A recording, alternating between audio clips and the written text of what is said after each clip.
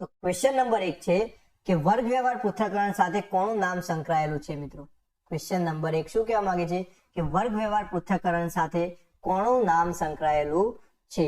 Option A છે Ericsson, option B છે નેડ ફ્લેન્ડર્સ, option C છે એડમ્સ અને ઓપ્શન ડી છે એલેક્ઝાન્ડર. તો યાદ રાખીશું મિત્રો કે વર્ગ વ્યવહાર પૃથ્થકરણ સાથે નેડ ફ્લેન્ડર્સનું નામ સંકળાયેલું છે. કોનું નામ સંકળાયેલું છે? નેડ ફ્લેન્ડર્સનું નામ સંકળાયેલું છે કે જેમને વર્ગ વ્યવહારને અસરકારક બનાવવા માટે શું આપ્યું હતું? તો 10 ઘટકોની રચના કરી હતી અને એ 10 ઘટકોમાં શિક્ષકની વાતચીત, વિદ્યાર્થીની વાતચીત, શિક્ષકની વાતચીતમાં પણ મિત્રો શિક્ષકની પરોક્ષ અસર, પ્રત્યક્ષ અસર, એમાં 4, પેલામાં 3, પેલામાં 2, 2 અને 1, એવી રીતે મિત્રો એ આખું વર્ગીકરણ આપણે આપણી જે એપ્લિકેશન છે એમાં જે કોર્સ છે એમાં ભણી ચૂક્યા છીએ. તો અહીંથી યાદ રાખીશું કે વર્ગ વ્યવહારનું જે પૃથ્થકરણ છે એની સાથે નેડ ફ્લેન્ડર્સનું નામ સંકળાયેલું છે. તો અહીંથી આપણો option number B right answer થઈ જશે. ખાસ આપણે યાદ કરીશું. નેક્સ્ટ વાત કરીએ તો નેક્સ્ટ છે મિત્રો ક્વેશ્ચન નંબર 2 અને ક્વેશ્ચન નંબર 2 શું કહેવા માંગે છે? તો વ્યક્તિત્વ વિકાસ પત્રક બી. શું મિત્રો? વ્યક્તિત્વ વિકાસ પત્રક બી માં કુલ કેટલા વિધાનો હોય છે? તો ઓપ્શન છે મિત્રો option A 30, option B 40, option C 20 અને ઓપ્શન ડી 22. આપણે જ્યારે પત્રક બન્યા હતા જીસીઆરટી દ્વારા જે તૈયાર કરવામાં આવતા પત્રકો છે, પત્રક એ, પત્રક બી, પત્રક સી, પત્રક D1, D2, પત્રક ઈ અને પત્રક એફ, આ બધા જ પત્રકોની ચર્ચા કરી હતી. એમાં આપણે વ્યક્તિત્વ વિકાસ પત્રક બી જોયું હતું અને વ્યક્તિત્વ વિકાસ પત્રક બી માં કુલ કેટલા વિધાનો હતા? તો યાદ રાખીશું કે કુલ મિત્રો વ્યક્તિત્વ વિકાસ પત્રક બી માં કુલ 40 વિધાનો હોય છે. કેટલા વિધાનો હોય છે? 40 વિધાનો. એમાંથી 31 વિધાનો હોય છે એ ઓલરેડી અવેલેબલ હોય છે અંદર, જ્યારે 9 વિધાનો હોય છે એ શિક્ષકે જાતે લખવાના હોય છે. કોને મિત્રો? તો શિક્ષકે જાતે. વિદ્યાર્થીના વ્યક્તિત્વ વિકાસને આધારે 9 વિધાનો શિક્ષકે જાતે બનાવવાના હોય છે, જ્યારે 31 વિધાનો ઓલરેડી અવેલેબલ હોય છે. એમ કરીને કુલ 40 વિધાનો વ્યક્તિત્વ વિકાસ પત્રક બીમાં હોય છે. તો અહીંથી મિત્રો આપણો option number B right answer થઈ જશે. ખાસ યાદ કરીશું. નેક્સ્ટ વાત કરીએ તો ક્વેશ્ચન નંબર 3 છે અને 3 નંબરનો ક્વેશ્ચન છે કે શિક્ષણ ક્ષેત્રમાં ક્રિયાત્મક સંશોધનનો વિચાર સૌપ્રથમ કોણે કર્યો હતો? ક્રિયાત્મક સંશોધનનો વિચાર કરનાર મનોવૈજ્ઞાનિક કોણ હતા? Option A John Dewey, option B Simon, option C Stephen Corey અને ઓપ્શન ડી ગુણવંત શાહ. તો મિત્રો ફટાફટ કોમેન્ટ બોક્સમાં આન્સર આપી દો કે શિક્ષણના ક્ષેત્રમાં ક્રિયાત્મક સંશોધનનો વિચાર કરવાનો ફાળો કોના દ્વારા કોને યશ આપવામાં આવે છે? તો યાદ રાખીશું કે શિક્ષણ ક્ષેત્રમાં સૌપ્રથમ જો ક્રિયાત્મક સંશોધન કર્યું હોય તો કોણે કર્યું હતું? તો સ્ટીફન કોરેએ કર્યું હતું મિત્રો. કોણે કર્યું હતું? સ્ટીફન કોરેએ કર્યું હતું. એટલે કે અહીંથી આપણો option number C right answer થઈ જશે. સાથે સાથે યાદ રાખીશું કે ગુણવંત શાહે મિત્રો ક્રિયાત્મક સંશોધનને શું કહ્યું હતું? તો ગુણવંત શાહે ક્રિયાત્મક સંશોધનને એક નાની સિંચાઈ યોજના કહી હતી. શું કહ્યું હતું? એક નાની સિંચાઈ યોજના. એટલે કે નાની સિંચાઈ યોજના સાથે ક્રિયાત્મક સંશોધનને સાંકળવાનો યશ કોને આપવામાં આવે છે? તો ગુણવંત શાહને આપવામાં આવે છે. આ વસ્તુ સાથે સાથે આપણે યાદ રાખી લઈશું. અને 4 નંબરનો ક્વેશ્ચન શું કહેવા માંગે છે? તો વ્યક્તિ, સ્થળ, સમય બદલાવા છતાં કયા માપનમાં માપ એક સમાન રહે છે? એટલે કે વ્યક્તિ, સ્થળ અને સમય આ બધું જ બદલાવા છતાં માપનના કયા માપમાં એક સમાન માપ રહે છે મિત્રો? ઓપ્શન એ છે પ્રત્યક્ષ માપન, ઓપ્શન બી છે ચોક્કસ માપન, ઓપ્શન સી છે પરોક્ષ માપ અને ઓપ્શન ડી છે સાપેક્ષ માપ. તો યાદ રાખીશું કે બધું જ બદલાય છતાં પણ મિત્રો જે પ્રત્યક્ષ માપ છે એ એક સમાન જ રહે છે. એટલે કે અહીંથી આપણો ઓપ્શન નંબર એ રાઈટ આન્સર થઈ જશે. ખાસ મિત્રો કોમેન્ટ બોક્સમાં તમારા આન્સર જણાવતા રહેજો જેથી કરીને તમારું મૂલ્યાંકન તમને ખ્યાલ આવી જાય. નેક્સ્ટ વાત કરીએ તો ક્વેશ્ચન નંબર 5 અને 5 નંબરનો ક્વેશ્ચન શું કહેવા માંગે છે મિત્રો? હર્બર્ટ સ્પેન્સરે કયા પુસ્તકમાંથી અધ્યાપન સૂત્રો રજૂ કર્યો હતો? એટલે કે હર્બર્ટ સ્પેન્સર દ્વારા જે અધ્યાપન સૂત્રો રજૂ કરવામાં આવ્યા હતા, આ અધ્યાપન સૂત્રો મિત્રો કયા પુસ્તકમાંથી રજૂ કરવામાં આવ્યા હતા? ઓપ્શન એ છે કેળવણી, ઓપ્શન બી છે ભણતર, ઓપ્શન સી છે એજ્યુકેશન અને ઓપ્શન ડી છે જીવન શિક્ષણ. તો ફટાફટ કોમેન્ટ બોક્સમાં આન્સર આપી દઈશું કે હર્બર્ટ સ્પેન્સર દ્વારા મિત્રો યાદ રાખી લઈશું આપણે બધા કે જે એજ્યુકેશન નામનું જે પુસ્તક છે, આ એજ્યુકેશન નામના પુસ્તકમાંથી હર્બર્ટ સ્પેન્સરે અધ્યાપન સૂત્રોની રજૂઆત કરી હતી. શું મિત્રો? તો જે એજ્યુકેશન નામનું પુસ્તક છે તેમાંથી મિત્રો હર્બર્ટ સ્પેન્સરે અધ્યાપન સૂત્રોની રચના કરી હતી. એટલે કે અહીંથી આપણો option number C right answer થઈ જશે. ખાસ મિત્રો યાદ કરી લઈશું. નેક્સ્ટ વાત કરીએ તો ક્વેશ્ચન નંબર 6 અને 6 નંબરનો ક્વેશ્ચન છે, વર્ગ વ્યવહાર તપાસવા નેડ ફ્લેન્ડર્સે કેટલા ઘટકો સૂચવ્યા? હમણાં જ મિત્રો આ પ્રશ્નની આપણે વાત કરી ચૂક્યા છીએ ક્વેશ્ચન નંબર 1 માં કે વર્ગ વ્યવહારના પૃથ્થકરણ સાથે કોનું નામ સંકળાયેલું હતું? તો નેડ ફ્લેન્ડર્સનું નામ સંકળાયેલું હતું. તો અહીં પ્રશ્ન એવો છે કે વર્ગ વ્યવહાર તપાસવા માટે નેડ ફ્લેન્ડર્સે કેટલા ઘટકો સૂચવ્યા હતા મિત્રો? તો આપણને ખબર જ હોવી જોઈએ. Option A 15, option B 20, option C 10 અને ઓપ્શન ડી 25. તો યાદ રાખીશું કે વર્ગ વ્યવહારને તપાસવા માટે નેડ ફ્લેન્ડર્સ દ્વારા મિત્રો ટોટલ 10 ઘટકો સૂચવવામાં આવ્યા હતા. એટલે કે અહીંથી આપણો option number C right answer થઈ જશે. 10 ઘટકોમાં પણ મિત્રો શિક્ષકની વાતચીત, વિદ્યાર્થીની વાતચીત અલગ આવશે. એમાં પણ શિક્ષકની વાતચીતમાં પરોક્ષ અસર અને પ્રત્યક્ષ અસર. તો આ ખાસ મિત્રો ઘટકો છે જે તૈયાર કરી લેજો, જે એપ્લિકેશનમાં તમને આપણે ભણાવેલા છે, તો ખાસ આ તૈયાર કરી લેવાના. નેક્સ્ટ વાત કરીએ તો નેક્સ્ટ છે ક્વેશ્ચન નંબર 7 અને 7 નંબરનો ક્વેશ્ચન છે, અધ્યાપન સૂત્રો શાની નિપજ છે? ખાસ યાદ રાખીશું મિત્રો, મોસ્ટ આઈએમપી પ્રશ્ન છે કે આપણા જે અધ્યાપન સૂત્રો છે એ શાની નિપજ છે મિત્રો? ઓપ્શન એ અનુભવ, ઓપ્શન બી વિચાર, ઓપ્શન સી નિરીક્ષણ અને ઓપ્શન ડી આપેલ તમામ. તો શું આવશે મિત્રો? અધ્યાપન સૂત્રો શાની નિપજ હોઈ શકે? તો યાદ રાખીશું કે અધ્યાપન સૂત્રો છે એ અનુભવ, વિચાર અને નિરીક્ષણ, આ ત્રણની નિપજ છે. એટલે કે આ ત્રણના આધારે મિત્રો અધ્યાપન સૂત્રો તૈયાર કરવામાં આવેલા છે. એક શિક્ષકનો અનુભવ, એક શિક્ષકનો વિચાર, એક શિક્ષકનું નિરીક્ષણ, આ બધાને આવરી લેતું એક અધ્યાપન સૂત્ર તૈયાર કરવામાં આવ્યું હતું, જેથી કરીને આ બધા જ વિચારોનો સમાવેશ થઈ જાય. તો અહીંથી આપણો રાઈટ આન્સર થઈ જશે આપેલ તમામ, કે અનુભવ, વિચાર અને નિરીક્ષણ આ બધાની નિપજ મિત્રો અધ્યાપન સૂત્રો રહેશે. આ વસ્તુ મગજમાં ક્લિયર કરી લઈશું. નંબરનો ક્વેશ્ચન, 8 નંબરનો ક્વેશ્ચન શું કહેવા માંગે છે કે વ્યાકરણ શિક્ષણ માટે કઈ પદ્ધતિ ઉપયોગી રહેશે? એટલે કે વ્યાકરણ શિક્ષણ માટે કઈ પદ્ધતિ ઉપયોગી રહેશે? ઓપ્શન એ કથન પદ્ધતિ, ઓપ્શન બી પ્રયોગ પદ્ધતિ, ઓપ્શન સી ભાષા સંસર્ગ પદ્ધતિ અને ઓપ્શન ડી નાટ્યકરણ પદ્ધતિ. તો સીધું મગજમાં ખ્યાલ આવી જાય કે વ્યાકરણની વાત થઈ છે એટલે કે ભાષાની વાત થઈ છે. તો વ્યાકરણ શિક્ષણ માટે મિત્રો હંમેશા ભાષા સંસર્ગ પદ્ધતિ છે, આ પદ્ધતિનો ઉપયોગ યોગ્ય રહેશે. એટલે કે અહીંથી આપણો option number C right answer થઈ જશે. ખાસ યાદ કરી લઈશું. નેક્સ્ટ વાત કરીએ તો ક્વેશ્ચન નંબર 9. એ 9 નંબરનો ક્વેશ્ચન શું કહેવા માંગે છે મિત્રો કે પ્રોજેક્ટ પદ્ધતિ શિક્ષણના કયા સિદ્ધાંત પર રચાયેલી છે? પ્રોજેક્ટ પદ્ધતિ છે એ મિત્રો વ્યવહારવાદીઓએ આપી હતી, અને આ જે પ્રોજેક્ટ પદ્ધતિ છે એ શિક્ષણના કયા સિદ્ધાંત ઉપર રચાયેલી છે? ઓપ્શન એ ક્રિયા દ્વારા શિક્ષણ, ઓપ્શન બી અનુભવ દ્વારા શિક્ષણ, ઓપ્શન સી એ અને બી બંને અને ઓપ્શન ડી એક પણ નહીં. તો અહીંથી આપણે યાદ રાખીશું કે પ્રોજેક્ટ પદ્ધતિ એટલે કે વ્યવહારવાદીઓએ આપેલી પદ્ધતિ હતી, અને વ્યવહારવાદીઓ એટલે કે જ્હોન ડુઈને મિત્રો ક્રિયા અને અનુભવ આ બંને ઉપર ભાર આપતા હતા. શું? વ્યવહારવાદીઓ છે એ ક્રિયા અને અનુભવ બંને ઉપર ભાર આપતા હતા. એટલા જ માટે આપણે કહી શકીએ કે પ્રોજેક્ટ પદ્ધતિ છે એ મિત્રો ક્રિયા દ્વારા શિક્ષણ અને અનુભવ દ્વારા શિક્ષણ આ બંનેના સમન્વય પર રચાયેલી છે. શું મિત્રો? તો ક્રિયા દ્વારા શિક્ષણ અને અનુભવ દ્વારા શિક્ષણ આ બંનેનો સમન્વય થઈને પ્રોજેક્ટ પદ્ધતિ રચાયેલી છે, અને એનો સિદ્ધાંત મિત્રો ક્રિયા દ્વારા અને અનુભવ દ્વારા રહેશે. એટલે કે અહીંથી આપણો ઓપ્શન થઈ જશે ઓપ્શન નંબર સી, કે એ અને બી બંને સાચા છે. નેક્સ્ટ વાત કરીએ તો નેક્સ્ટ છે મિત્રો ક્વેશ્ચન નંબર 10, અને 10 નંબરનો ક્વેશ્ચન મિત્રો શું કહેવા માંગે છે તો પૂર્ણ પરથી ખંડ તરફ સૂત્ર કયા સિદ્ધાંત પર આધારિત છે? જ્યારે પણ અધ્યાપન સૂત્રોની ચર્ચા કરી હતી ત્યારે તમને જણાવ્યું હતું કે આ દરેક સૂત્રો મિત્રો મેથડમાં પણ પૂછાય છે, સાથે સાથે મનોવિજ્ઞાનના વર્ગ વ્યવહાર વિભાગમાં પણ પૂછાય છે. તો યાદ રાખીશું કે પૂર્ણ પરથી ખંડ તરફ એટલે શું મિત્રો? તો યાદ રાખીશું કે આ જે સિદ્ધાંત છે એ હંમેશા સમષ્ટિવાદી સિદ્ધાંત ઉપર આધાર છે. શું મિત્રો? સમષ્ટિવાદી સિદ્ધાંત. એને આપણે બીજું નામ હતું ગેસ્ટાલ્ટવાદી. શું મિત્રો? ગેસ્ટાલ્ટવાદી. તો યાદ રાખીશું કે પૂર્ણ પરથી ખંડ તરફનું જે સૂત્ર છે એ હંમેશા સમષ્ટિવાદી એટલે કે ગેસ્ટાલ્ટવાદી સિદ્ધાંત પર આધારિત રહેલું છે.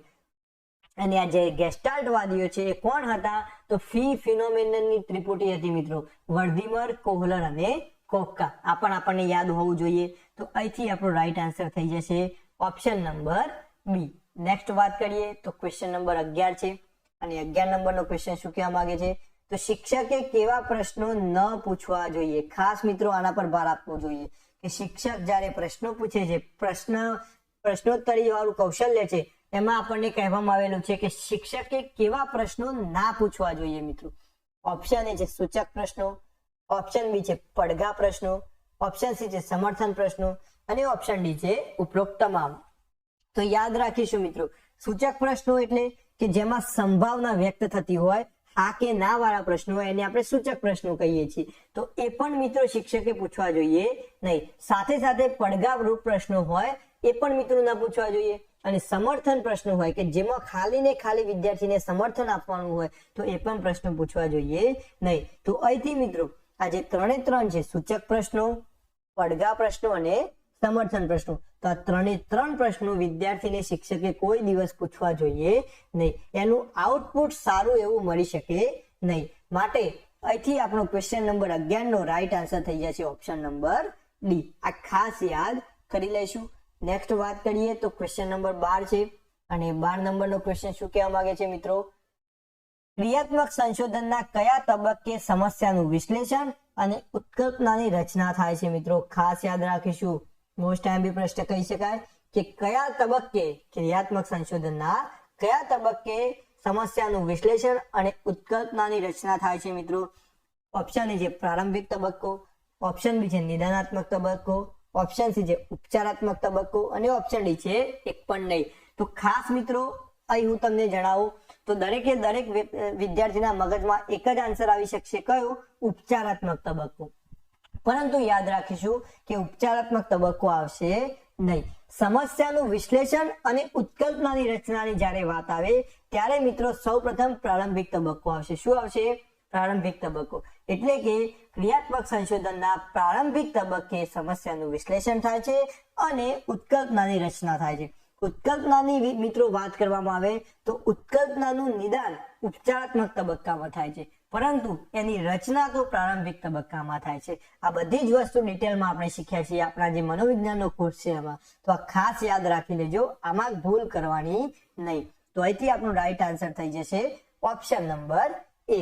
નેક્સ્ટ વાત કરીએ તો ક્વેશ્ચન નંબર 13 છે અને 13 નંબરનો ક્વેશ્ચન શું કહેવા માંગે છે મિત્રો? વર્ણ ઓળખ પરથી, ખાસ યાદ રાખીશું, વર્ણ ઓળખ પરથી શબ્દ અને ત્યારબાદ વાક્યો વાંચતા શીખવવામાં અધ્યાપનના કયા સૂત્રનો ઉપયોગ થાય છે? ખાસ મિત્રો શું કહેવા માંગે છે કે વર્ણ ઓળખ પરથી શબ્દ અને શબ્દ પરથી વાક્યો વાંચતા શીખવવું, આમાં મિત્રો શિક્ષક દ્વારા કયા અધ્યાપન સૂત્રનો ઉપયોગ કરવામાં આવેલો છે?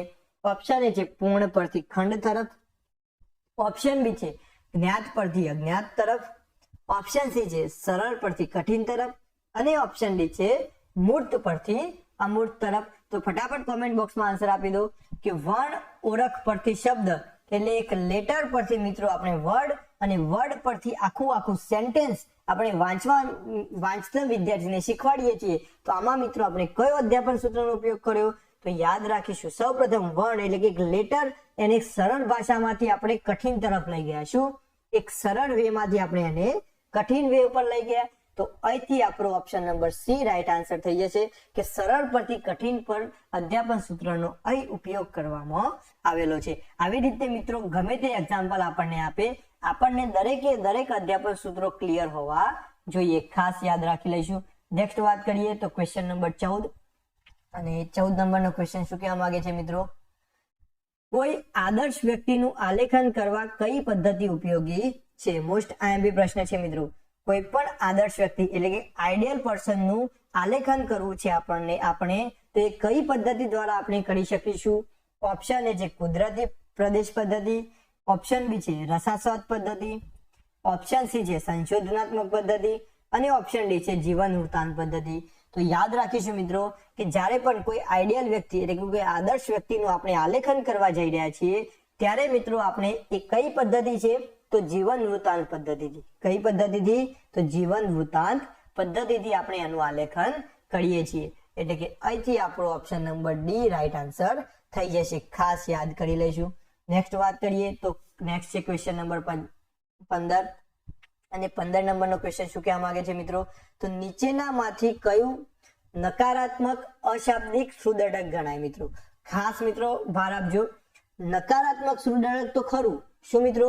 નકારાત્મક સુદર્શક તો ખરું, પરંતુ કેવું તો અશાબ્દિક. તો નકારાત્મક અશાબ્દિક સુદર્શક કયું? એક તો ભવા ચડાવવા, સ્મિત કરવું, કટાક્ષ કરવું, બેવકૂફનું સંબોધન કરવું. તો અહીંયા જોઈએ મિત્રો તો સ્મિત કરવું એ તો હકારાત્મક સુદર્શક છે, એટલે એ તો આવી જ નહીં શકે. ભવા ચડાવવા, કટાક્ષ કરવું અને બેવકૂફનું સંબોધન કરવું, આ 3 નકારાત્મક સંબોધન છે અથવા તો નકારાત્મક સુદર્શક છે.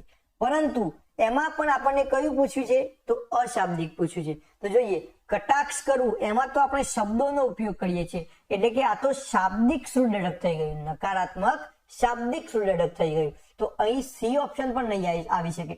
સાથે સાથે જુઓ તો બેવકૂફનું સંબોધન કરવું, એટલે કે આપણે કોઈ વિદ્યાર્થીને બેવકૂફ કહીએ છીએ, સંબોધન કરીએ છીએ, તો એ પણ મિત્રો શાબ્દિક થઈ ગયું. તો આ પણ નહીં આવી શકે. એક જ વધુ મિત્રો ઓપ્શન એ ભવા ચઢાવવા. ભવા ચઢાવવા એટલે શું? તો આપણી જે શર્ટની બાયો ચઢાવીએ આપણે એને ભવા ચઢાવવા કહીએ છીએ.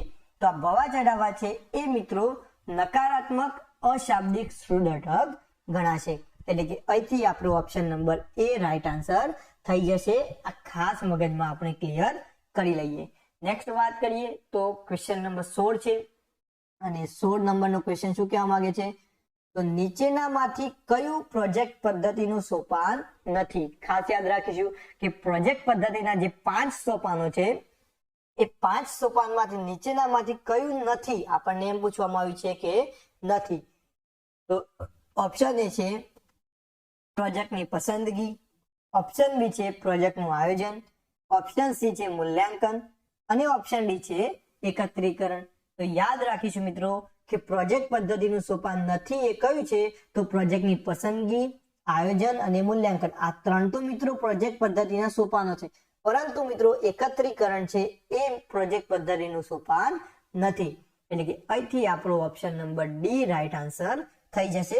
ખાસ મગજમાં ક્લિયર કરી લઈએ. આ પ્રોજેક્ટ પદ્ધતિના સોપાનો, પ્રોજેક્ટ પદ્ધતિની દેન મિત્રો જ્હોન ડુઈએ આપી, એને મિત્રો એનું નવું સ્વરૂપ કોને આપ્યું, આ તમામે તમામ વસ્તુઓ આપણે શીખી ગયા છીએ. તો આ તમામે તમામ વસ્તુઓ મિત્રો યાદ કરી લેજો.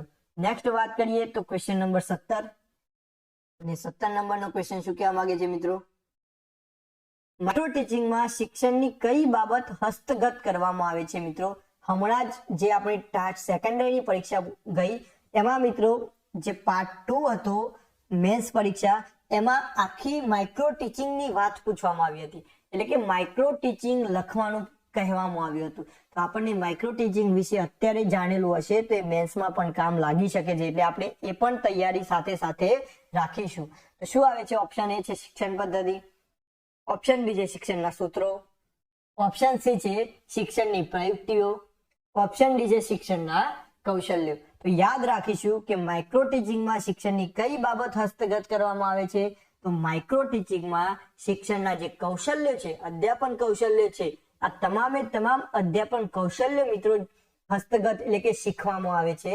અને શેના દ્વારા શીખવામાં આવે છે તો માઇક્રો ટીચિંગ દ્વારા શીખવામાં આવે છે. અને એ માઇક્રો ટીચિંગ 5 થી 7 મિનિટનું હોય છે. એના જે સોપાનો છે એમાંથી પસાર થઈને આપણે શિક્ષણના કૌશલ્યોને હસ્તગત કરીએ છીએ. એમાં મિત્રો આપણે પ્રાવીણ્ય મેળવીએ છીએ. તો આ વસ્તુ યાદ કરી લઈશું. એટલે કે અહીંથી આપણો option number D right answer થઈ જશે. ખાસ યાદ કરીશું. નેક્સ્ટ વાત કરીએ તો ક્વેશ્ચન નંબર 18 અને 18 નંબરનો ક્વેશ્ચન શું કહેવા માંગે છે તો મૂલ્યાંકનની પ્રક્રિયા સમજાવવા માટે મૂલ્યાંકન ત્રિકોણ કોણે રજૂ કર્યો? મૂલ્યાંકનની જે પ્રક્રિયા છે એને સમજાવવા માટે આપણો જે મૂલ્યાંકન ત્રિકોણ છે કોણે રજૂ કર્યો? ઓપ્શન એ છે એડમ્સ, ઓપ્શન બી છે બ્લૂમ, ઓપ્શન સી છે મોર્ગન અને ઓપ્શન ડી છે લેન્ડ. તો યાદ રાખીશું કે મૂલ્યાંકનની વાત આવે અને એમાં પણ મૂલ્યાંકન ત્રિકોણની વાત આવે ત્યારે એક જ વ્યક્તિ મગજમાં આવે. કોણ? તો બેન્જામિન એસ બ્લૂમ. કોણ મિત્રો?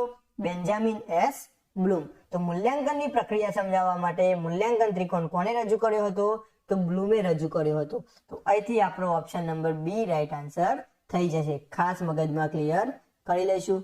નેક્સ્ટ વાત કરીએ તો નેક્સ્ટ છે ક્વેશ્ચન નંબર 19 અને 19 નંબરનો ક્વેશ્ચન શું કહેવા માંગે છે? વર્ગખંડના કાર્યનું પ્રતિબિંબ પાડનાર અરીસો એટલે કોણ? વર્ગખંડના કાર્યનું પ્રતિબિંબ પાડનાર અરીસા તરીકે કોને ઓળખવામાં આવે છે? ઓપ્શન એ પાઠ્યપુસ્તક, option B TLM, option C વિષય વસ્તુ અને ઓપ્શન ડી કાપા કાર્ય. તો શું આવી શકે મિત્રો? ફટાફટ કોમેન્ટ બોક્સમાં આન્સર આપી દો કે વર્ગખંડના કાર્યનું પ્રતિબિંબ પાડનાર અરીસો આપણે કોને કહીએ છીએ?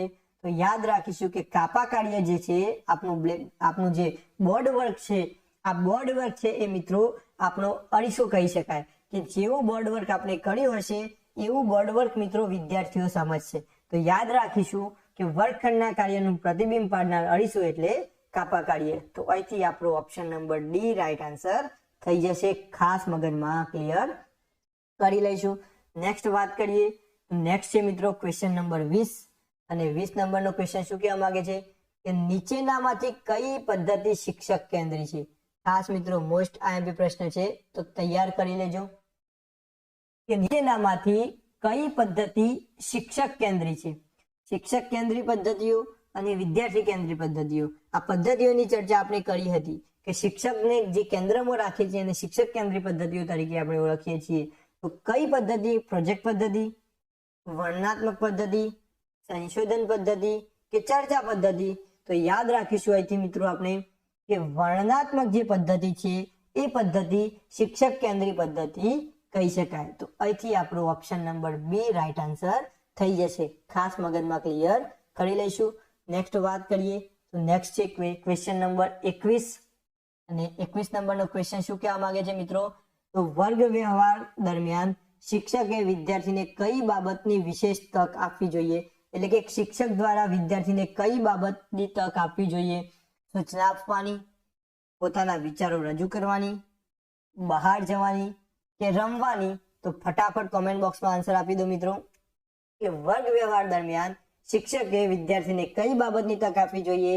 તો આપણને બધાને જ ખ્યાલ છે કે વિદ્યાર્થી પોતાના વિચારો રજૂ કરી શકે એ માટે પોતાના વિચારો રજૂ કરવાની એક વિશેષ તક આપણે એક શિક્ષક તરીકે આપવી જોઈએ. આ વસ્તુ મગજમાં ક્લિયર કરી લઈશું ખાસ મિત્રો. તો અહીંથી આપણો option number B right answer થઈ જશે. ખાસ મગજમાં ક્લિયર કરીશું. નેક્સ્ટ વાત કરીએ મિત્રો ક્વેશ્ચન નંબર 22 છે અને 22 નંબરનો ક્વેશ્ચન શું કહેવા માંગે છે કે ભારતમાં માઇક્રો ટીચિંગની શરૂઆત કરનાર કોણ હતા? ભારતમાં સૌપ્રથમ માઇક્રો ટીચિંગની શરૂઆત કોણે કરી હતી? ઓપ્શન એ છે BK પાસી, ઓપ્શન છે રામાનુજ, ઓપ્શન સી છે DD તિવારી અને ઓપ્શન ડી છે ગીજુભાઈ બધેગા. તો અહીંથી આપણે યાદ રાખી લઈશું કે ભારતમાં સૌપ્રથમ માઇક્રો ટીચિંગની શરૂઆત કરનાર હતા DD તિવારી. કોણ હતું મિત્રો? DD તિવારી. તો અહીંથી આપણો option number C right answer થઈ જશે. ખાસ મગજમાં ક્લિયર કરી લઈશું. નેક્સ્ટ વાત કરીએ આગળનો ક્વેશ્ચન છે અને આગળનો ક્વેશ્ચન શું કહેવા માંગે છે મિત્રો? તો આગળનો ક્વેશ્ચન છે કે વિશિષ્ટ ઉદાહરણ પરથી નિયમ તારવવામાં આવે તેને કઈ પદ્ધતિ કહેવાય? વિશિષ્ટ ઉદાહરણ પરથી નિયમ એટલે કે ઉદાહરણ દ્વારા આપણે એક નિયમ તરફ જઈએ છીએ તો આ કઈ પદ્ધતિ કહેવાય છે મિત્રો? તો યાદ રાખીશું મિત્રો કે આપણે તમને યાદ રખાયું હતું કે જો નિયમ પરથી ઉદાહરણ પર જવું હોય તો મિત્રો તમને ની યાદ રખાવી દઉં એટલે કે નિયમ પરથી ઉદાહરણ તો નિગમન પદ્ધતિ. કઈ? ની એટલે કે નિયમ પરથી નિગમન પદ્ધતિ. પરંતુ અહીં તો આપણને શું કહેવામાં આવ્યું છે કે ઉદાહરણ પરથી નિયમ પર જવાનું છે તો મિત્રો કઈ પદ્ધતિ આવશે? તો આગમન પદ્ધતિ આવશે. તો અહીંથી આપણો ઓપ્શન નંબર એ રાઈટ આન્સર થઈ જશે. ખાસ યાદ કરી લઈશું. નેક્સ્ટ વાત કરીએ તો નેક્સ્ટ ક્વેશ્ચન છે આપણો અને નેક્સ્ટ ક્વેશ્ચન શું કહેવા માંગે છે કે શૈક્ષણિક પ્રૌદ્યોગિકીની 3 સ્વરૂપમાં કયા મહાનુભાવે વર્ગીકૃત કર્યા હતા મિત્રો? મોસ્ટ આઈએમપી પ્રશ્ન કહી શકાય કે શિક્ષણના જે પ્રાદ્યોગિકીકરણ છે એના 3 સ્વરૂપો મિત્રો કોને આપ્યા હતા?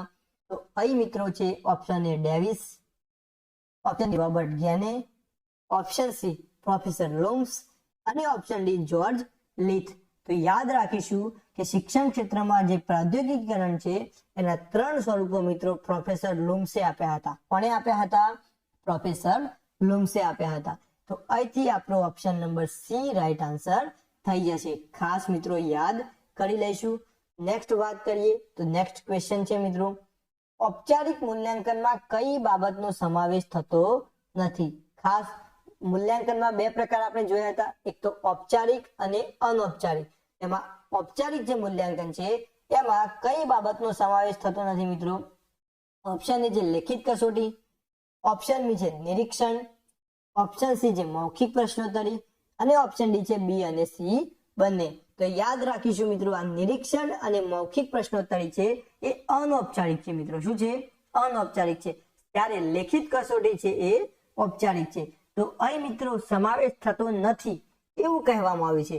તો યાદ રાખીશું કે નિરીક્ષણ અને મૌખિક પ્રશ્નોત્તરી આ બંને છે એ મિત્રો ઔપચારિક મૂલ્યાંકનમાં સમાવેશ થતો નથી. એટલે કે અહીંથી આપણો રાઈટ આન્સર થઈ જશે બી અને સી બંને, એટલે કે ઓપ્શન નંબર ડી. તો ખાસ મિત્રો ક્લિયર કરી લઈએ.